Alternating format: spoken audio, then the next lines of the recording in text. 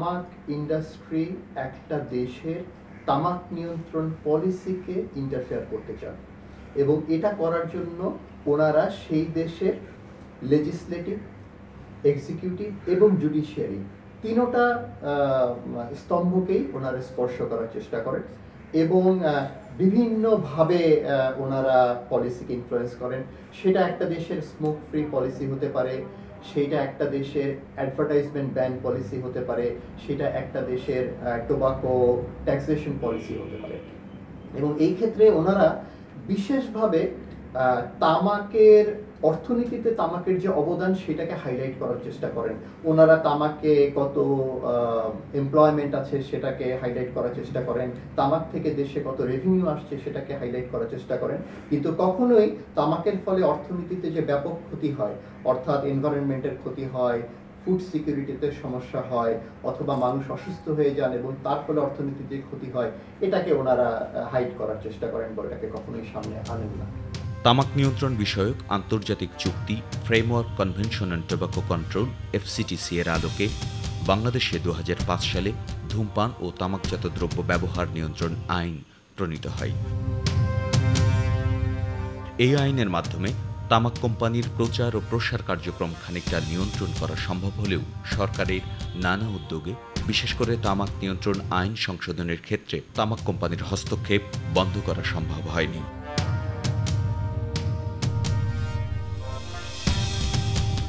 আইনটি যখন তৈরি হচ্ছে বা যেই প্রক্রিয়াতে অ্যামেন্ডমেন্ট আসছে, তার সাথে তারা সেই পরিস্থিতিতে নীতি নির্ধারণী মহলে তারা কিন্তু প্রভাব খাটানোর চেষ্টা করে।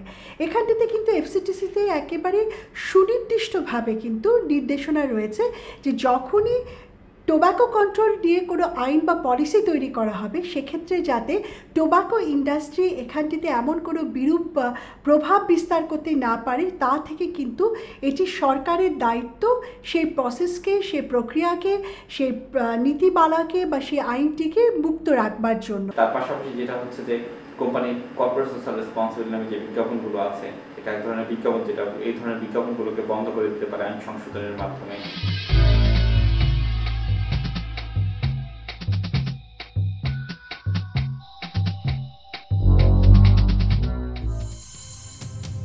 আইন সংশোধনের এই প্রক্রিয়ায় তামাক কোম্পানির সরাসরি হস্তক্ষেপের চিত্র উঠে আসে গণমাধ্যমেও। আপনারা ইতিমধ্যে খবরের কাগজগুলিতে পড়েছেন যে আপনার ব্রিটিশ আমেরিকান টোবাকো বাংলাদেশ কিভাবে অর্থ মন্ত্রণালয়কে প্রভাবিত করেছে, এবং তারা হচ্ছে গত বছর 19 ডিসেম্বর এই আইনটি ক্যাবিনেটে ওঠার কথা, ঠিক তার আগ মুহূর্তে তারা অর্থমন্ত্রীর সাথে দেখা করে তারা তাকে বোঝাতে সক্ষম হয়েছে যে এই আইনটি হলে হয়তো দেশের অর্থনীতি ক্ষতিগ্রস্ত হবে।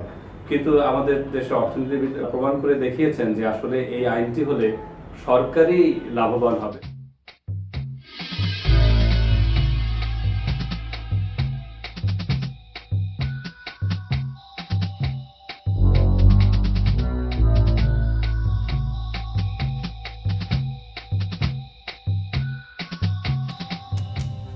তামাক পণ্যে করার বিষয়ে তামাক কোম্পানির প্রকাশ্য ও অপ্রকাশ্য হস্তক্ষেপ প্রতিনিয়তই জোরদার হচ্ছে।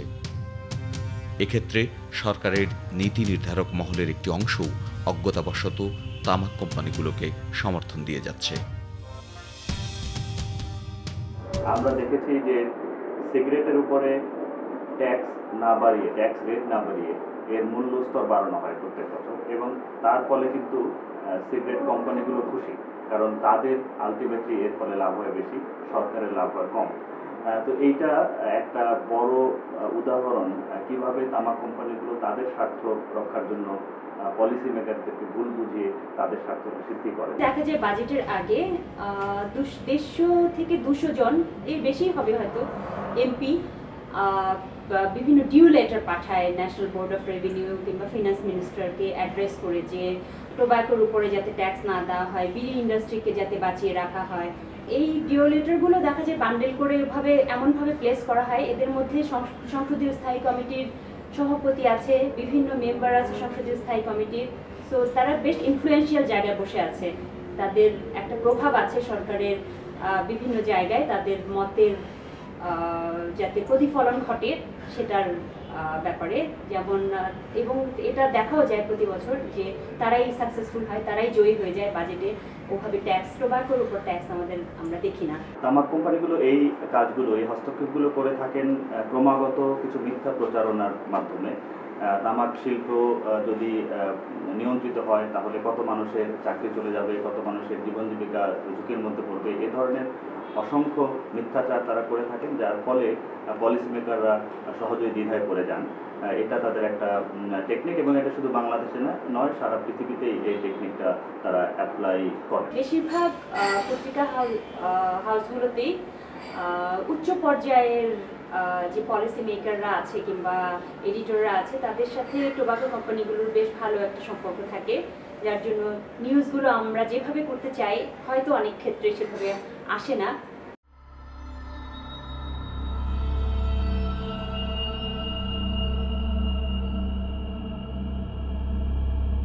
তামাক সারা পৃথিবীতে প্রতি বছর ৬০ লক্ষ মানুষের প্রাণ কেড়ে নিচ্ছে, যেখানে শুধু পরোক্ষ ধূমপানের শিকার হয়ে মারা যাচ্ছে ৬ লক্ষ মানুষ। ২০৩০ সাল নাগাদ প্রতি বছর ৮০ লক্ষ মানুষের মৃত্যুর কারণ হবে এই তামাক।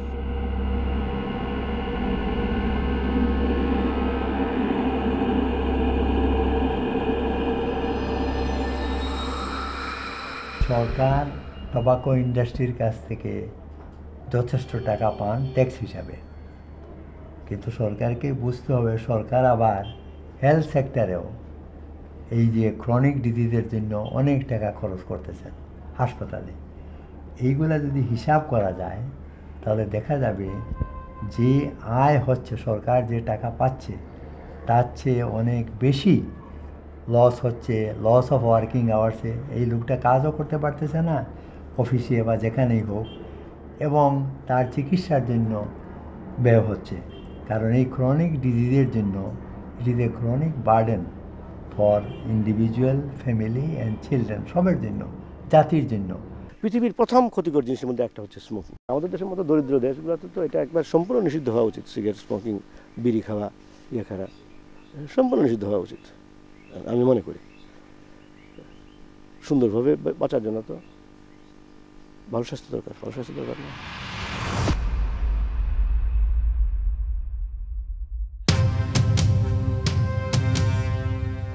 তামাক কোম্পানির কাছে লক্ষ লক্ষ মানুষের অসুস্থতা, মৃত্যুর কোনো মূল্য নেই।